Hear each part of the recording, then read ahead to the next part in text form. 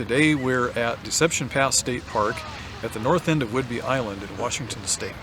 This is such a beautiful place, being up in Puget Sound, and it's famous for a bridge that goes across dizzying heights over the pass itself. Today we're going to go do some hiking and some exploring. The area we'll be in today is right here. We started off at Rosario Beach, and we'll explore this area here, and then we're going to take this trail and come around Bowman Bay.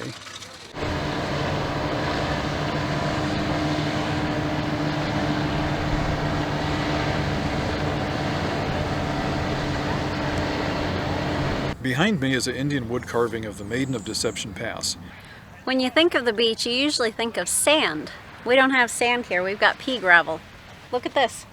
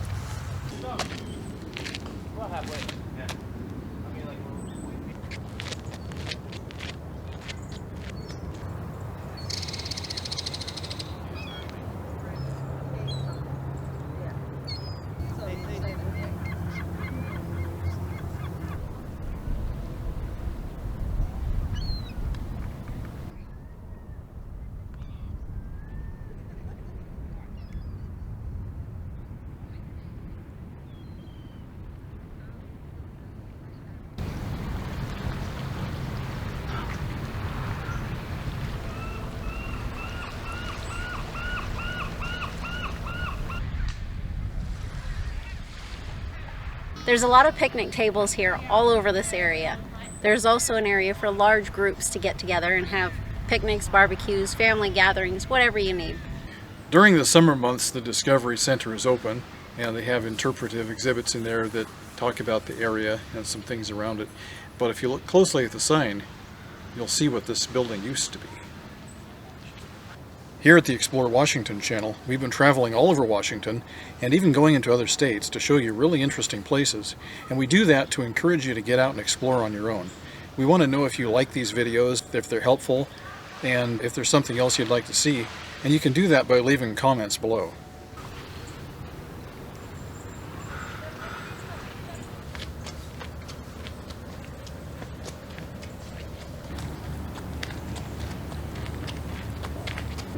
I'd like to point out this interesting tree right here. It's hanging right on the edge of the cliff, and it looks like it would fall over, but I guarantee it's firmly rooted. But this is called a Madrone tree.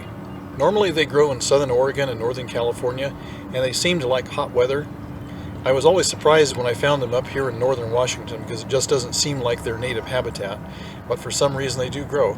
Some of these coastal trees can be, shall we call them, resourceful. This pine tree here is growing straight out of the cliff.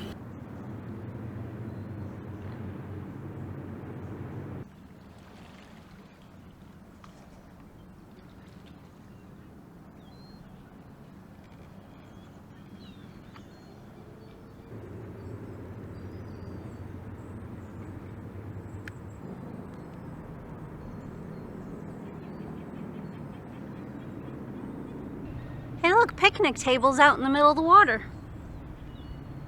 Interesting thing right here is a brass monument called a Triangulation Station, and it was placed by the U.S. Coast and Geodetic Survey.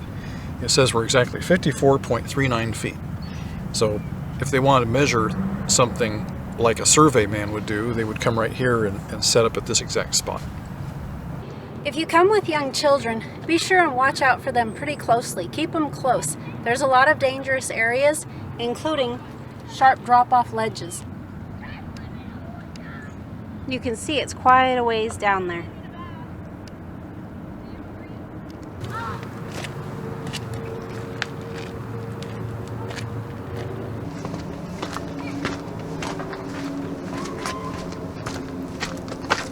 This beautiful scene behind me here is Bowman Bay, and it's right next door to the campground. As you can see, there's a dock out there and some other things, so we're going to go down there and check those out. One of the great things about public parks in the Northwest is the magnificent architecture. Sometimes you'll find buildings that are made of native stone, lumber, even logs, as in this case.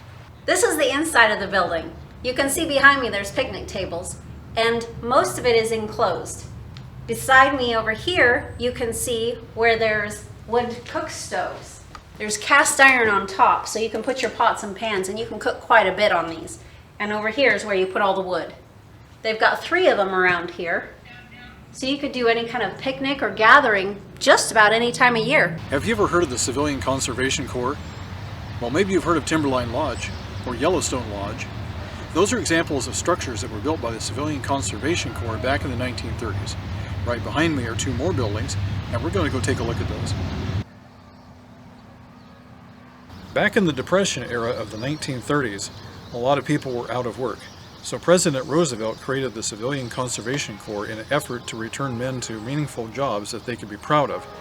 And as part of that, they built some beautiful structures all around the country.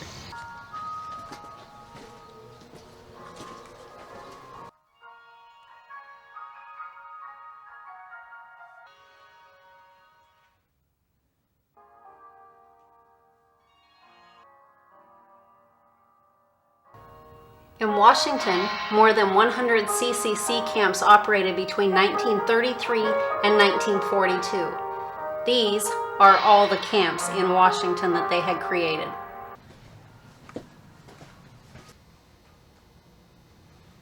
Today we get to enjoy videos like this one that are shot in 4K ultra high definition. But back in the days of the Great Depression, they didn't have video cameras, and what film cameras they have are fairly primitive. But I'd like to show you some cameras that were available, like the Kodak Brownie here. These were made for decades and decades and decades. It was very simple, very cheap, but the common man could afford it. Now this camera over here was a little more professional. It was a large format camera. They worked hard, but they played hard too. On their weekends they had lots of options, and they joined different groups, like playing in a band. They did theater and arts. They did basketball, baseball, boxing.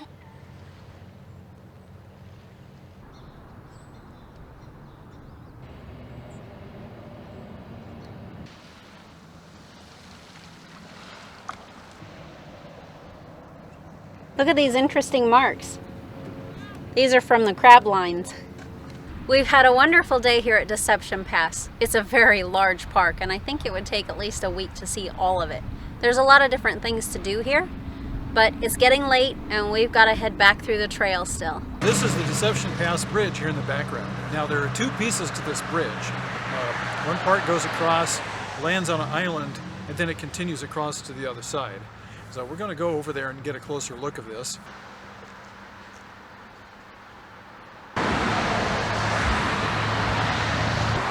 There's a stairway under the bridge. Let's go check it out.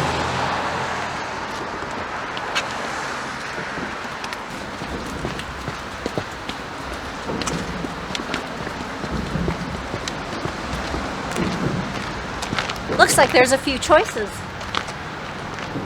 This bridge is an engineering marvel. It goes all the way across this span and lands on an island, and then there's another bridge that takes off from there and goes to the other side. But I want to show you some of the features of this bridge. These are solid rivets here, and so they would drill holes in the bridge structure, and they would heat these rivets up white hot, push them in the hole, and then pound them from both sides until they compressed down into a rounded head. And they did this hundreds, thousands of times all the way across this bridge span. Let me draw your attention to these bolts up here. Look how big those things are. You're not going to be able to go down to your local hardware store and buy these. Imagine that you were an iron worker building this bridge back in the day. You're out here working and you realize how far off the water you are. We're going to show you another perspective so you can really understand how high that is.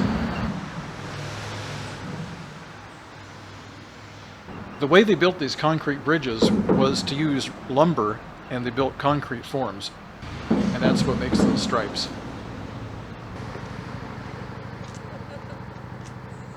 Well, this is the end of the bonus footage for those that stuck around. If you like the video, hit the like button, comment, and subscribe.